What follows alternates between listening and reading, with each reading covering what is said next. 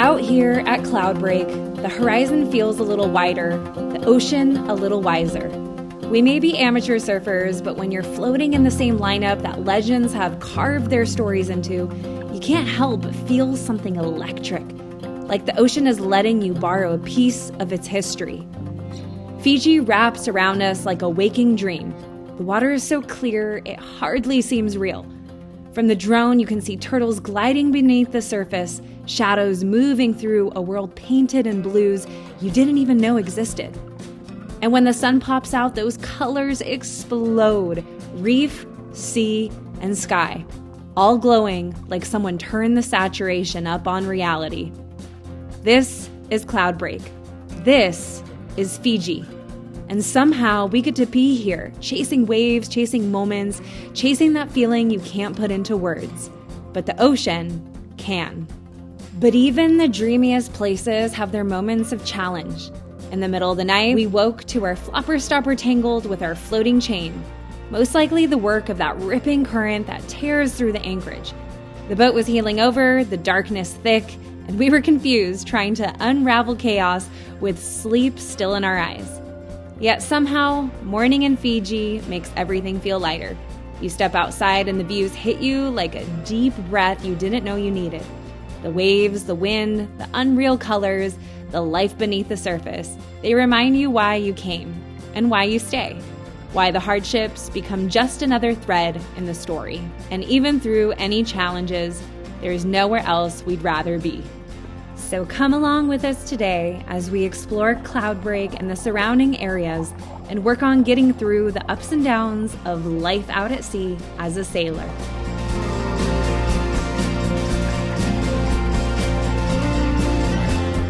Well, just behind me here is Namotu Island. Swimming pools over here. And there's a couple catamarans anchored over there. We tried to anchor in that spot, but it was a little bit too tight and shallow for us. So we are off to Cloudbreak, that's Tavarua, and then Cloudbreak's just the next one after this. So it's a sketchy little area over here. We were just in 100 plus feet, and then Malvina's up at the front, and she's like, I can see bommies, steer out of the way. And yeah, it was 35 feet. It wasn't too bad, but still a little bit scary when you're going full blast and you just kind of come up on extra shallow stuff. So off we go to Cloudbreak. We'll go check this out. Hopefully it works. Gotcha. You want to try and rip there? Sure. All right, let's go. Let's go. Well, this is not what was in the travel brochure. I want my money back. Some days, Cloudbreak is peeling 10-foot waves epically across the reef. And some days it's small like this, and all that really is working is shish kebabs, the inside section that breaks on shallow reef. And just like it sounds, well, let's just say we didn't want to turn our bodies into shish kebabs for a late night barbecue. But just because the waves are not quite working like we imagined from the brochures of Fiji, doesn't mean there's nothing to do out here. For as you know, there's a whole world below that is just as entertaining as shredding a wave.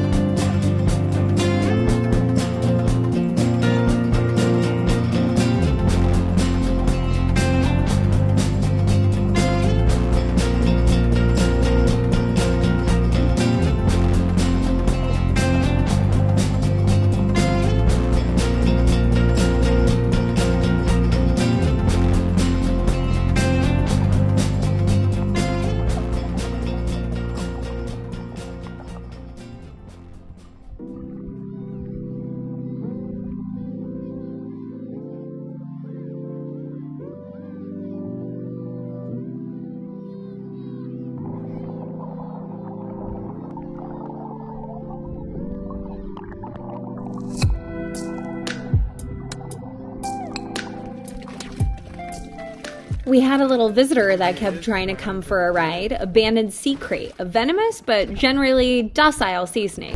But Connor finally shooed him away, encouraging him towards the fancy catamarans that just lay ahead. Good luck, little guy. Well, this is a weird thing I never thought would happen, but we had the flopper stopper out and we're in the middle of this channel right now, so we got some good current and wind, and we must have spun around last night and somehow the flopper stopper got caught on the floated chain. It's like the perfect scenario, but we are heeled over like crazy.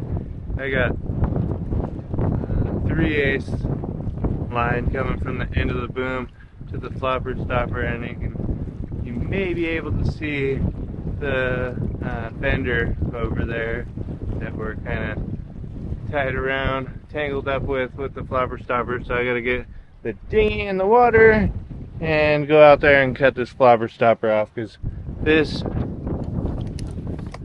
was super tight. Now it's just, now it's up against the shroud, so it's not tight on this anymore. But yeah, we're putting too much stress on stuff that shouldn't be stressed. Oh my goodness. They're completely heeled over.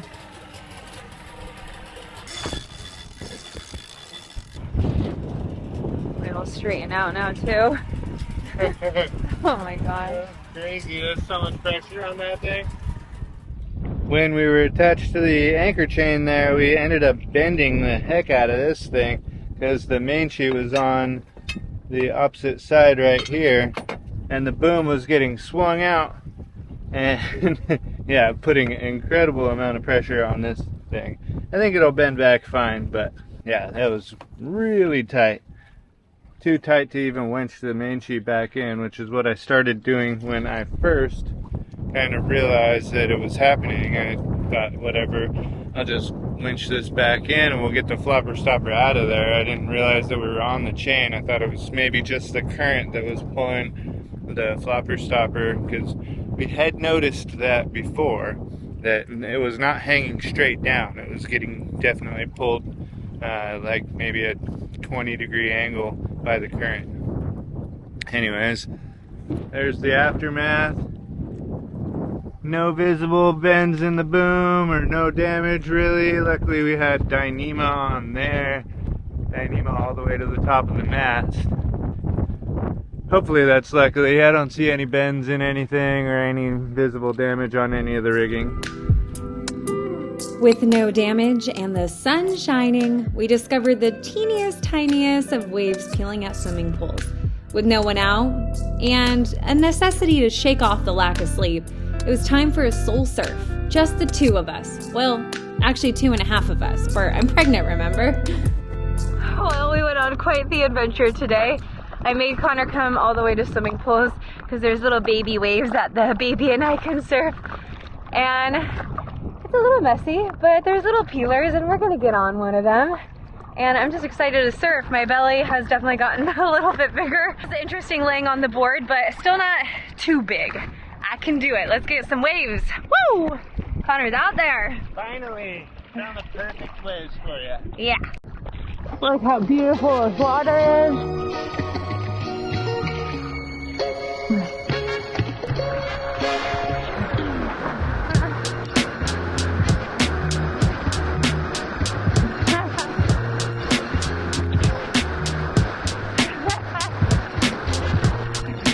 Get in there!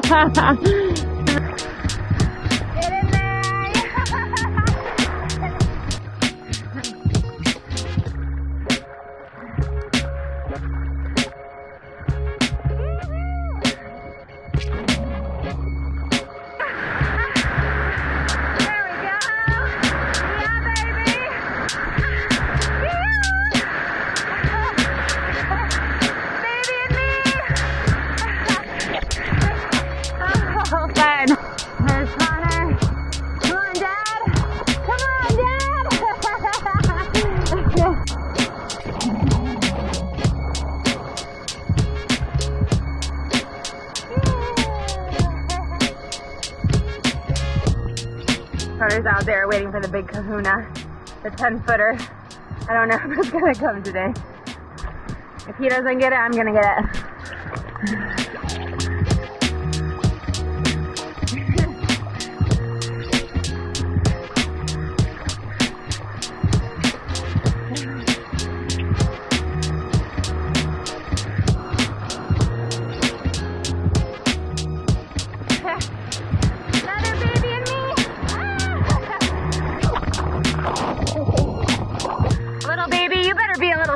there too, because this will be so fun to do with you.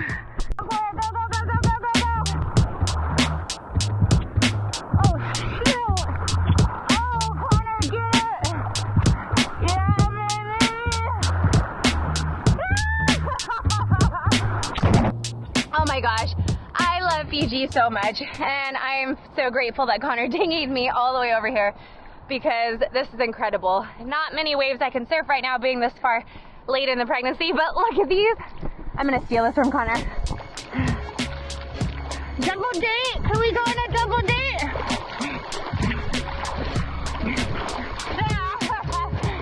No, he doesn't want a double date with me. This is just so amazing. It's pretty much just Connor and I. We have one paddleboarder. He's super nice. He's actually from Manhattan Beach. Yeah, good to get some waves finally back under the belt for baby and me.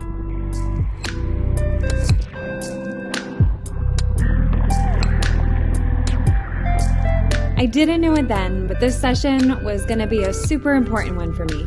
For as each day passed and my pregnant belly continued to grow and grow, my mom instincts began to kick in, and I started chickening out on days that looked perfect.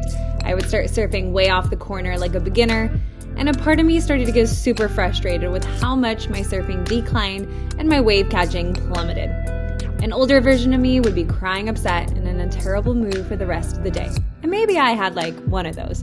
But I'm happy I've grown a little bit myself and could still find bliss in just being in the powerful ocean.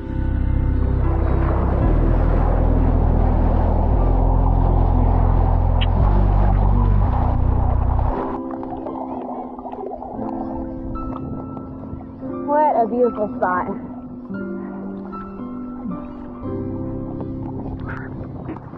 When we returned to Alivo, we had the wind blowing one way, current ripping a totally different direction, and Alivo pointed in yet another. We weren't quite sure what was happening. Were we grounded? Or was the current really this strong? Not really sure what to do. We may be wrapped around a bombie. I think we must be, because we got... I really do feel like we might be grounded. We got the chain going down that way. And then you can see our float is over here. Out here in the cradle of the Pacific, Alivo doesn't always dance the way we expect her to. Sometimes the wind writes its own choreography, and today she spun us a mystery. At first glance, our bow swung sideways to the breeze, like she was listening to a rhythm we couldn't hear. But the ocean always tells the truth, if you're willing to dive for it. The moment Connor slipped beneath the surface, the answer revealed itself.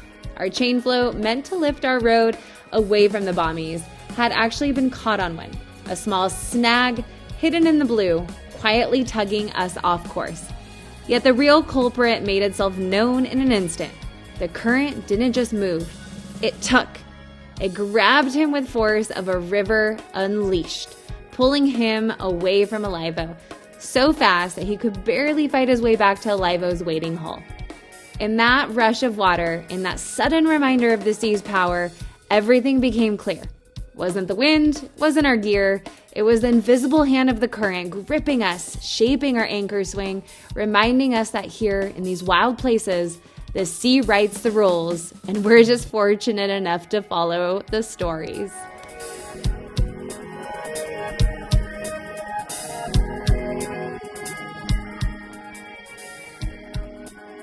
Once we found clarity, it was time for a little pump-up surf dance, for it was official. I am halfway through this pregnancy, 20 weeks, feeling strong, but not quite ready to serve Cloudbreak. But let's see if Connor can catch a few monsters today.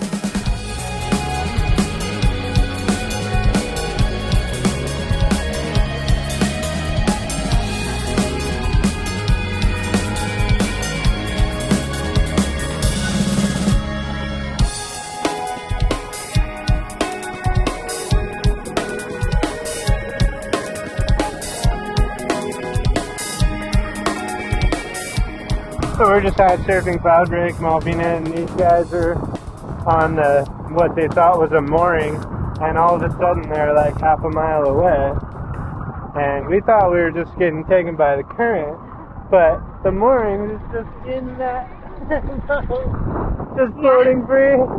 Yeah, let's get closer to them because I want to know. It looked like someone just cut it, but I don't know if someone's prop while they were trying to moor just chopped it. Let's figure that out. Do you think someone cut it? Yeah, where's the end of it? Yeah, oh my gosh. It looks like a prop, maybe. Kind of almost looks like a prop, yeah. Yeah.